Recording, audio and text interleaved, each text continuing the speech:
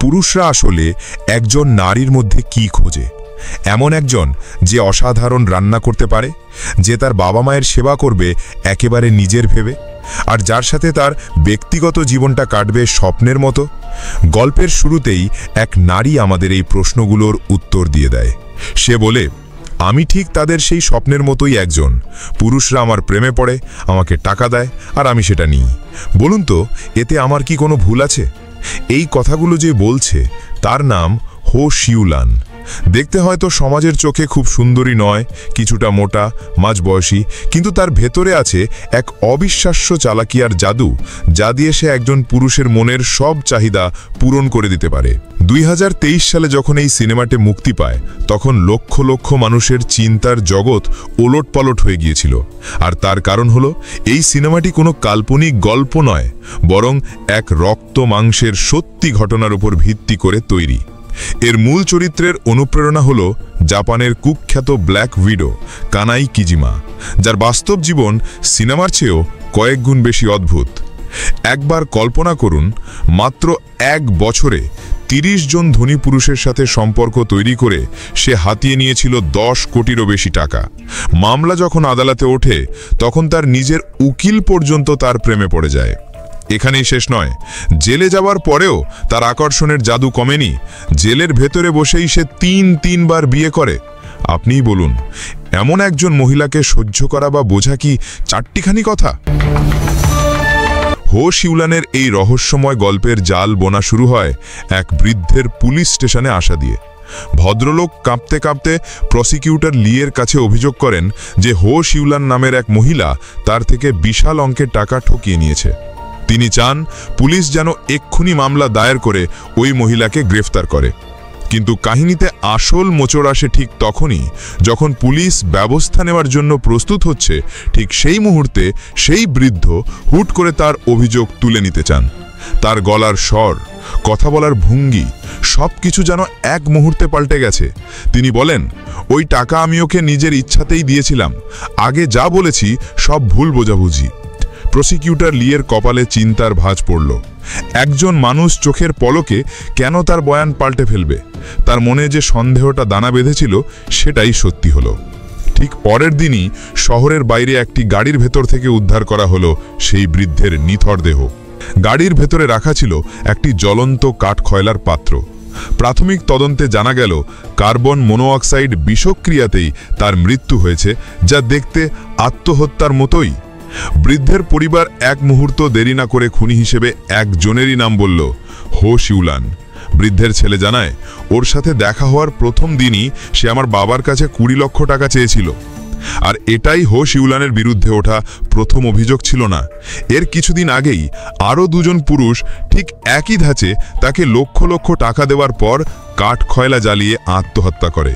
আর প্রতিটা ক্ষেত্রে তদন্তে উঠে আসে এক ভয়ঙ্কর তথ্য, সেই কাঠখয়লাগুলো কিনেছিল স্বয়ং হো শিউলান। পরপর কয়েকটি মামলা একই সুতোয় বাঁধা থাকায় হো শিউলানের নাম খবরের শিরোনামে চলে আসে। আর নিউজ চ্যানেলের স্ক্রিনে এই খবরটা দেখেই একজনের বুকের ভেতরটা যেন জমে বরফ হয়ে গেল। তার নাম রিমি, একজন সাংবাদিক। তার ভয় পাওয়ার কারণটা ছিল খুবই ব্যক্তিগত, কারণ খবরে দেখানো এই ভয়ঙ্কর নারীটি আর কেউ নয়, তার নিজের বাবার প্রেমিকা। রিমি তার বাবাকে এই বিষাক্ত সম্পর্কের হাত থেকে বাঁচানোর জন্য পাগলের মতো ছুটে বাড়িতে যায়। কিন্তু সে স্বপ্নেও ভাবতে পারেনি যে তার জন্য আরও বড় ধাক্কা অপেক্ষা করছে। তার নিজের বাড়ির দরজাটা খুলবে স্বয়ং হো শিউলান। রিমি কিছুতেই বাবারটা মেলাতে পারছিল না। তার বাবা, যিনি স্ত্রীর মৃত্যুর পর 20 বছরের বেশি সময় ধরে একা আর কখনো দ্বিতীয় বিয়ের কথা ভাবেননি, তিনি কিভাবে এই মহিলার প্রেমে এতটা অন্ধ হয়ে গেলেন? বাবার একটাই কথা, তিনি হো শিউলানকেই বিয়ে করবেন। এমনকি মেয়ের অনুমতি না নিয়ে তাকে বাড়িতে এনে একসাথে থাকতে শুরু করেছেন। এবার রিমি সিদ্ধান্ত নিল যে সে এই মহিলার আসল রূপ সবার সামনে আনবেই। নিজের রাগ আর ঘৃণা চেপে রেখে সে হো শিউলানকে ফাঁদে ফেলার পরিকল্পনা করে। সে মিষ্টি হেসে বলে, মিস হো, আজ খবরে আপনার কথা দেখলাম। হো শিউলানও কম চতুর নয়। সে শান্ত গলায় উত্তর দেয়, আপনি তো খবরের কাজ করেন, আপনার তো ভালোই জানা উচিত মিডিয়া বিচার হওয়ার আগেই রায় দিয়ে দেয়। আমি কাউকে খুন করিনি। তার কথায় এতটুকু জড়তা ছিল না। তখন রিমি অন্য চাল চলে। সে বাবাকে বলে যে সেও খুব তাড়াতাড়ি বিয়ে করছে, তাই বাবা যেন তার বিয়ের কাছাকাছি সময় নিজের বিয়ের তারিখ না ফেলেন। কিন্তু পাশ থেকে হো শিউলান ফোড়ন কেটে বলে, মানুষের একে অপরকে বুঝতে সময় লাগে না, আমি তোমার বাবাকে ভালোবাসি, ব্যাস। রিমি কিছু বলার আগেই দেখতে পায় হো শিউলান ন্যাকা ন্যাকা ভঙ্গিতে তার বাবার দিকে ঝুঁকে পড়েছে। ওমা, দেখো তো কি কাণ্ড, খাবার সময় মুখে সব মাখিয়ে ফেলেছ, একদম বাচ্চাদের মতো। হো শিউলানের এই অভিনয় করার ক্ষমতা দেখে রিমির নিজেকে তুচ্ছ মনে হচ্ছিল। সে বুঝতে পারছিল তার সরল বাবা কেন এই মায়াবিনীর ফাঁদে পড়েছেন। কিন্তু রিমি এত সহজে হার মানার পাত্রী নয়। সে সরাসরি প্রশ্ন করে, আচ্ছা ধরলাম আপনি খুন করেননি, কিন্তু আপনি যে পুরুষদের ঠকিয়ে টাকা নেন সেটা তো সত্যি। আমি আপনার খোঁজ নিয়েছি, আপনার কোনো স্থায়ী চাকরি নেই, তাহলে পুরুষদের টাকা ছাড়া এত দামি বাড়িতে থাকেন কি করে, এত ভালো জীবনযাপন করেন কি করে? রিমি ভেবেছিল এই সরাসরি আক্রমণে হো শিউলান চুপ হয়ে যাবে, কিন্তু সে শান্তভাবে উত্তর দেয়, আমার হয়তো চাকরি করার যোগ্যতা নেই, কিন্তু পুরুষদের মন জয় করে টাকা আয় করার যোগ্যতা আছে। আমি নিজেকে তাদের স্বপ্নের নারী হিসেবে উপস্থাপন করি, আর তারা খুশি মনে আমার সব চাহিদা পূরণ করে দেয়। আমি ধাপে ধাপে নিজের যোগ্যতায় আজ এই পর্যন্ত এসেছি, আমার কি ভুল আছে? এই নির্লজ্জ উত্তর শুনে রিমির কথা বলার ভাষা হারিয়ে যায়। কিন্তু তাকে আরও অবাক করার মতো ঘটনা তখনও বাকি ছিল। হো শিউলান তার হাতের আংটিটা দেখিয়ে বলে, এটা আমাদের বিয়ের আংটি, 10,000 টাকার বেশি। তোমার বাবা বললেন বেশি বিলাসিতার দরকার নেই, টাকাটা কিন্তু আমিই দিয়েছি, তোমরা রেজিস্ট্রিও করে ফেলেছ। রিমি অবাক হয়ে প্রশ্ন করলে হো শিউলান বলে, ও সরি, তোমার বাবা তোমাকে এখনো বলেননি বুঝি? হো শিউলানের ওই বিজয়ী ধূর্ত চেহারা দেখে রিমির ইচ্ছে করছিল তাকে ছিঁড়ে ফেলতে, কিন্তু সে কিছু করার আগেই দরজায় কড়া নাড়ে পুলিশ। তারা গ্রেফতারি পরোয়ানা দেখিয়ে হো শিউলানকে ধরে নিয়ে যায়। কিন্তু এত বড় ঘটনার পরেও হো শিউলানের মুখে কোনো ভয় বা চিন্তার ছাপ ছিল না। সে শান্তভাবে বলে গেল, আমি নির্দোষ, আইনই তা প্রমাণ করবে। আর সবচেয়ে অদ্ভুত ব্যাপার হলো, রিমির বাবা এই কথাটা অক্ষরে অক্ষরে বিশ্বাস করছিলেন। তিনি মেয়ের রিমিকে অনুরোধ করতে থাকেন যেন সে একজন ভালো উকিল দিয়ে হো শিউলানকে নির্দোষ প্রমাণ করতে সাহায্য করে। আর এই প্রসঙ্গেই বাবা এমন এক সত্যি প্রকাশ করেন যা রিমির কাছে অভাবনীয় ছিল। গাড়িতে যে বৃদ্ধ মারা গিয়েছিল সে আসলে তার বাবারও একজন পরিচিত বন্ধু ছিল। রিমি অবাক হয়ে বলে, কি? বাবা বলেন, হো শিউলান আমাকে বিয়ে করতে চায়, ওর মাথা খারাপ না হলেও কোনোদিন ওটা করত। রিমি যত শুনছিল তত তার কাছে সবটা অবিশ্বাস্য মনে হচ্ছিল। এই হো শিউলান কি কোনো মায়াবিনী শেয়াল? পুরুষরা তাকে পাওয়ার জন্য নিজেদের মধ্যে প্রতিযোগিতা করে মরতেও রাজি। হো শিউলানের আসল চেহারা ফাঁস করার জন্য রিমি ঠিক করে তাকে নকর প্রমাণ খুঁজে বের করতেই হবে। সে বাবার কাছ থেকে হো শিউলানের বাড়ির পাসওয়ার্ড নেয়। সে ভেবেছিল বাড়িতে হয়তো অনেক দামি জিনিসপত্র থাকবে, কিন্তু নিজের চোখে দেখার পর সে চমকে যায়। চোখ যতদূর যায় সবই হাই এন্ড ব্র্যান্ডের জিনিস। এই বাড়ির মূল্য খালি চোখে অনুমান করাও অসম্ভব। রিমি অবাক হওয়ার সাথে সাথে সবকিছুর ছবি তুলে রাখতে ভোলেনি। ঠিক তখনই হো শিউলান ফিরে আসে। প্রমাণের অভাবে মাত্র ৩৫ লক্ষ টাকার জামিন দিয়ে সে মুক্তি পেয়ে গেছে। আর এই বিশাল অঙ্কের টাকাটা দিয়েছে তার আরেকজন প্রেমিক। রিমিকে নিজের এলাকায় ঘুষতে দেখেও হো শিউলান রাগ করল না। উল্টে রিমিকে সে শেখাবে শুরু করে কিভাবে পুরুষদের নিয়ে খেলতে হয়। সে বলে, বিভিন্ন পুরুষের সাথে বিভিন্নভাবে ব্যবহার করতে হয়। কিছু পুরুষের সাথে তো আমি প্রথম দেখাতেই শুয়ে পড়ি, তারপর সে আর আমাকে ছাড়তে পারে না। রিমি কথাটা শুনে তাচ্ছিল্যের হাসি হাসে, কিন্তু সে তখনও জানত না যে এই কথাটা তাকে কতটা গভীরভাবে প্রভাবিত করতে চলেছে।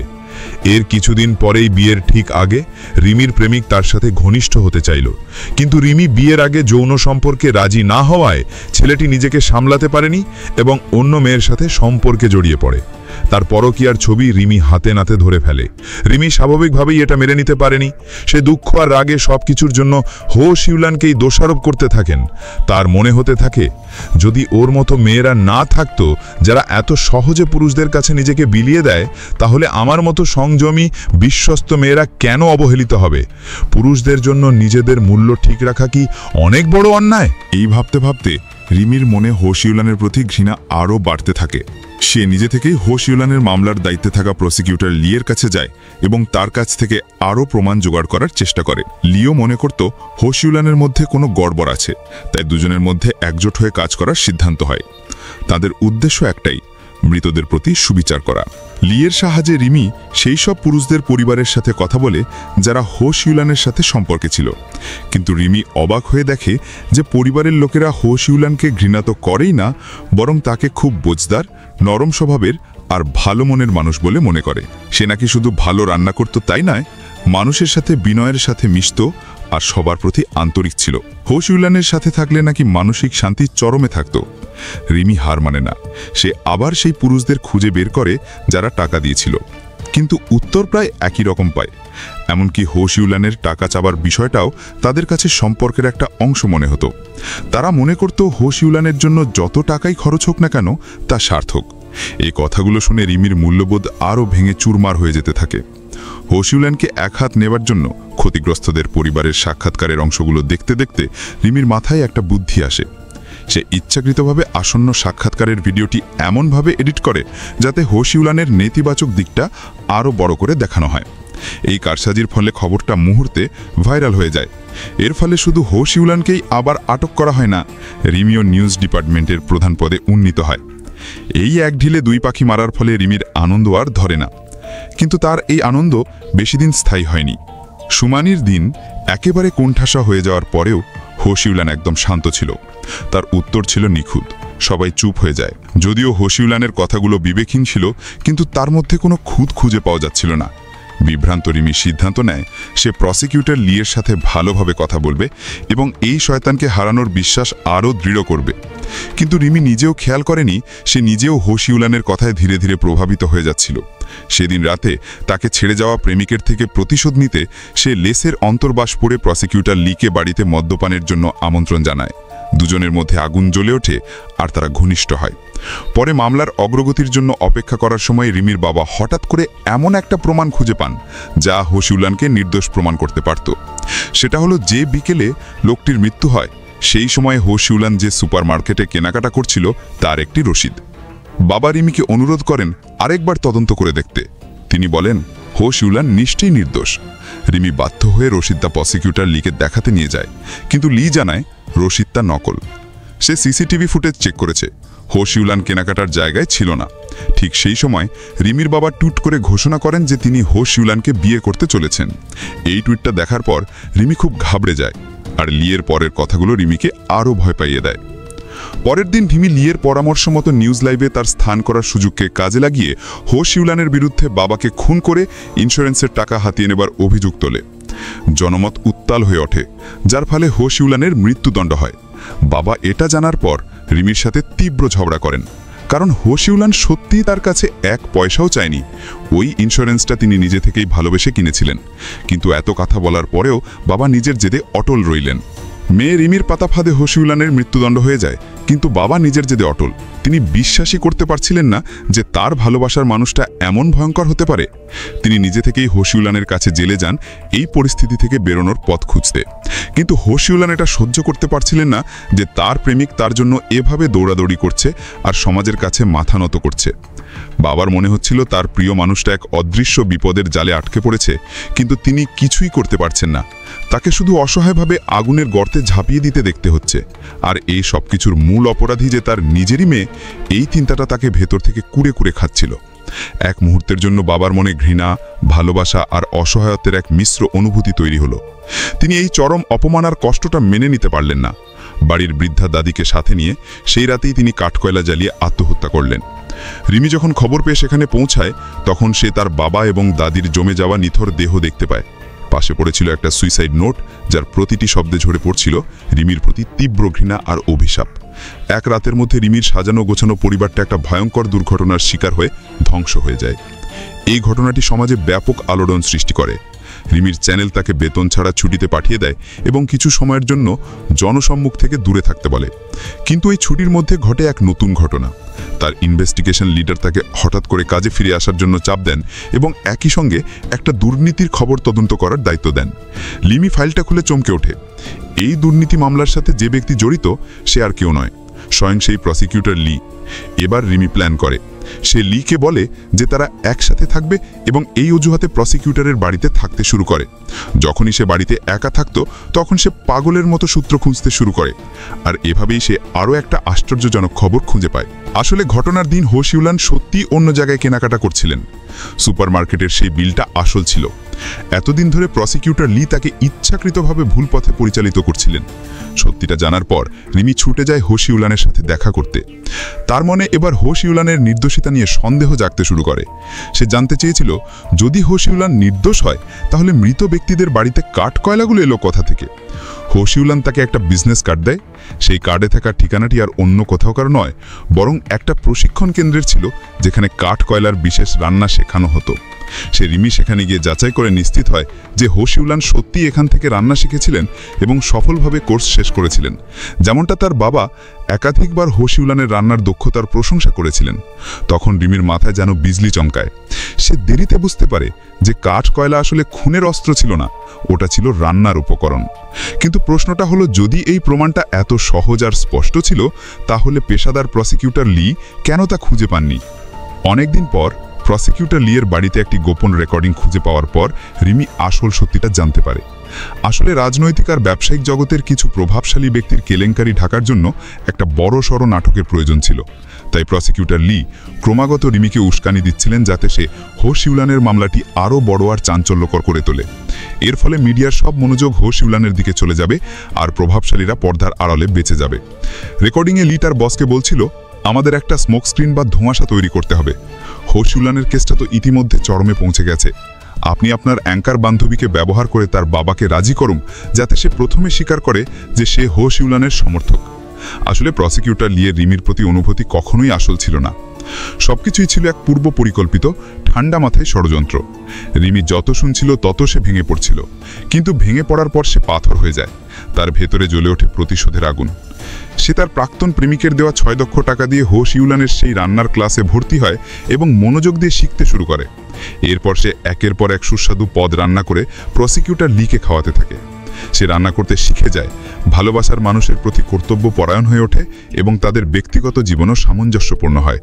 ধীরে ধীরে রিমি প্রসিকিউটর লির, এমনকি প্রত্যেক পুরুষের কাছে এক আদর্শ নারী হয়ে ওঠে।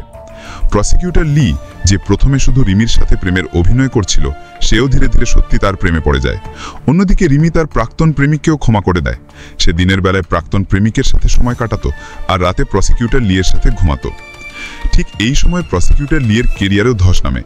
হো শিউলানের মামলা দিয়ে উচ্চপদস্থদের বাঁচানোর পর তাকে টিস্যু পেপারের মতো ব্যবহার করে ছুঁড়ে ফেলা হয়। তাকে পদোন্নতি তো দেওয়াই হয়নি, বরং তাকে খেলা থেকে বের করে দেওয়া হয়। প্রসিকিউটর লি মানসিকভাবে ভেঙে পড়ে এবং পাগলের মতো রিমির কাছে একটা বুদ্ধি চাইতে থাকে। রিমি তাকে না প্রত্যাখ্যান করে না রাজি হয়। সে শুধু চুপচাপ তার জন্য একটি জমকালো খাবারের আয়োজন করে। যখন প্রসিকিউটর লিয়ের আবেগ আর উত্তেজনা চরমে, ঠিক তখনই রিমি শান্ত গলায় ব্রেকআপের কথা বলে। লি যখন কারণ জানতে চায়, রিমি বরফের মতো ঠান্ডা গলায় উত্তর দেয়, আমাদের আর একসাথে থাকার কোনো কারণ নেই। তুমি আমার কোনো কাজেই আসবে না। তোমার প্রতি আমার কোনো অনুভূতি নেই। আমার তোমাকে আর প্রয়োজন নেই। আমি তোমাকে আর ভালোবাসি না।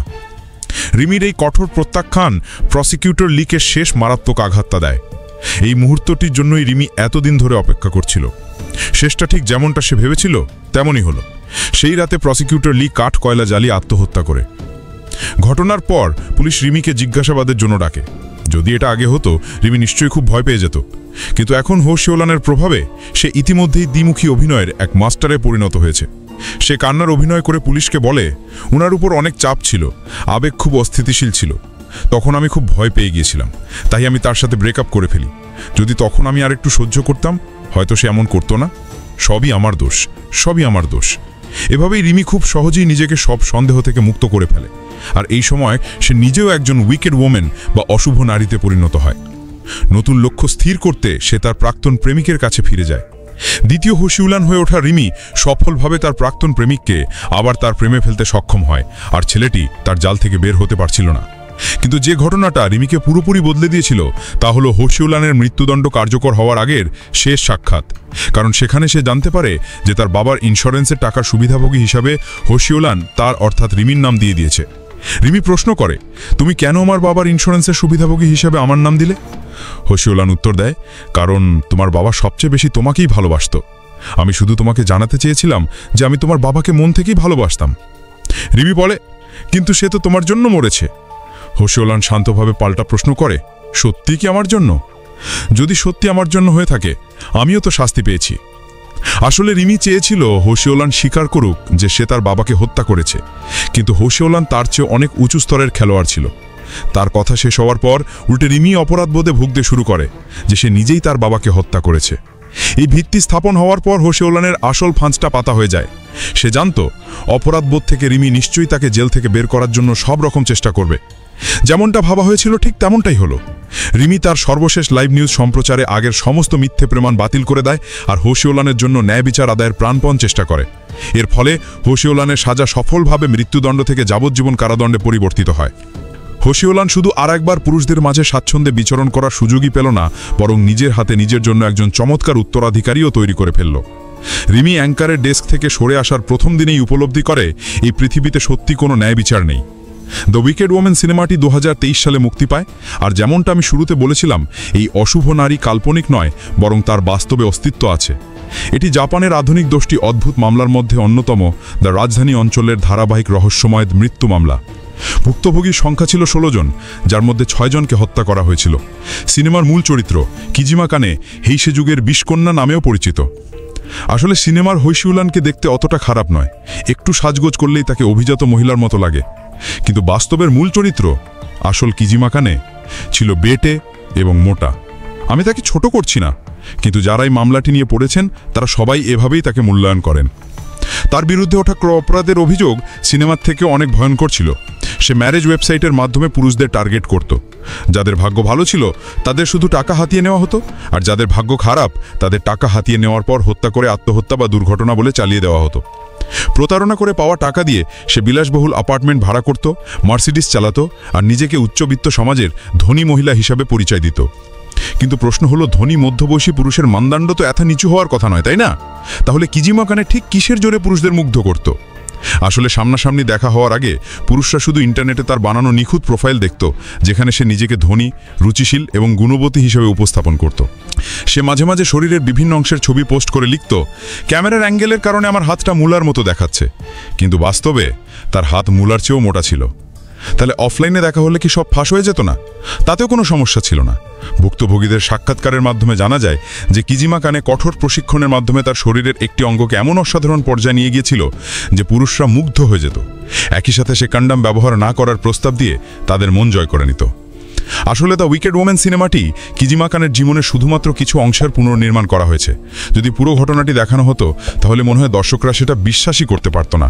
কারণ কি বিশ্বাস করবে যে সত্যি কাহিনীটা এতটা আজগুবি হতে পারে? বন্ধুরা, এই অবিশ্বাস্য গল্পটা এখানেই শেষ হলো, কিন্তু যাবার আগে চলুন 2 মিনিট ভাবি এই সিনেমাটা আমাদের কি শেখালো। প্রথমত, এটা আমাদের দেখায় যে মানুষের মন কতটা জটিল হতে পারে। হোশিওলান কি একজন ঠান্ডা মাথার খুনি, নাকি সমাজের তৈরি করা পুরুষের চাহিদার এক শিকার? রিমি কি ন্যায়ের জন্য লড়ছিল, নাকি প্রতিশোধের আগুনে জ্বলে সে নিজেই এক দানবে পরিণত হয়েছে? উত্তরটা হয়তো এত সহজ নয়। এই গল্পটা আমাদের মনে করিয়ে দেয় যে ভালো আর মন্দের মাঝেরকার সীমারেখাটা অনেক সময় খুব ঝাপসা হয়ে যায়। পরিস্থিতি আর আমাদের নেওয়ার সিদ্ধান্তই ঠিক করে দেয় আমরা নায়ক হব নাকি খলনায়ক। দ্বিতীয়ত, এই সিনেমাটা আমাদের ভালোবাসার একটা অন্ধকার দিক দেখায়। ভালোবাসা মানুষকে যেমন তৈরি করতে পারে তেমনি ধ্বংস করে দিতে পারে। রিমির বাবা, প্রসিকিউটর লি কিংবা অন্যান্য পুরুষরা, তারা সবাই ভালোবাসার নামে নিজেদের সর্বস্ব হারিয়েছে। এটা আমাদের শেখায় যে প্রেমে অন্ধ হয়ে যাওয়াটা কতটা বিপজ্জনক। নিজের বিবেক আর বুদ্ধি দিয়ে সম্পর্ককে বিচার করাটা খুব জরুরি। আর সবশেষে সবচেয়ে বড় শিক্ষা হলো, প্রতিশোধ কখনো কোনো সমাধান নয়। রিমি ভেবেছিল প্রসিকিউটর লিকে ধ্বংস করে সে শান্তি পাবে, কিন্তু শেষ পর্যন্ত সে নিজেই হোশিওলানের মতো একাকী আর শূন্য একজন মানুষে পরিণত হয়েছে। ঘৃণা আর প্রতিশোধের আগুন সবার আগে তাকে নিজেকেই পুড়িয়ে ছাই করে দিয়েছে। জীবনটা সিনেমার মতো নয়, এখানে ভুল শুধরে নেওয়ার সুযোগ বারবার আসে না। তাই প্রতিটি পদক্ষেপ নেওয়ার আগে ভাবুন।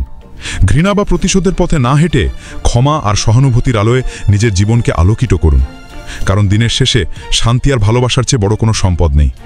আপনাদের যদি আজকের এই আলোচনা ভালো লেগে থাকে তাহলে প্লিজ ভিডিওটা লাইক করতে ভুলবেন না। আর এই রকম গভীর এবং জীবনমুখী সিনেমার গল্প শুনতে চাইলে আমাদের চ্যানেলটি অবশ্যই সাবস্ক্রাইব করুন আর বেল আইকনটা প্রেস করে দিন। আপনাদের একটা লাইক আর একটা সাবস্ক্রাইব আমাদের অনেক অনুপ্রেরণা দেয়। ভালো থাকবেন, সুস্থ থাকবেন। পরের পর্বে আবার দেখা হবে।